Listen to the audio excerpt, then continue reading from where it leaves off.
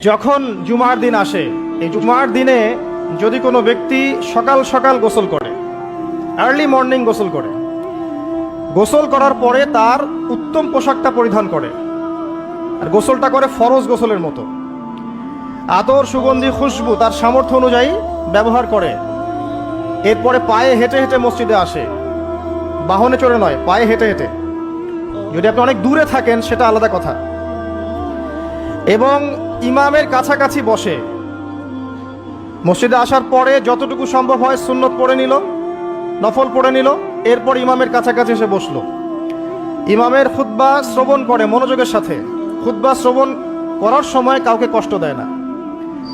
কাউকে কষ্ট দেয় না মানে হচ্ছে যে কেউ কথা বললে তাকে এতটুকু বলে না যে তুমি চুপ করো,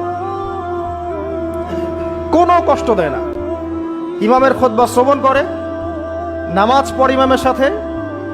এই ব্যক্তির আমল নামায় নবী সাল্লাল্লাহু আলাইহি ওয়াসাল্লাম বলছেন যে প্রত্যেক পদক্ষেপের বিনিময়ে 1 বছরের নফল নামাজ আর 1 বছরের নফল রোজার নেকি লেখা হয়।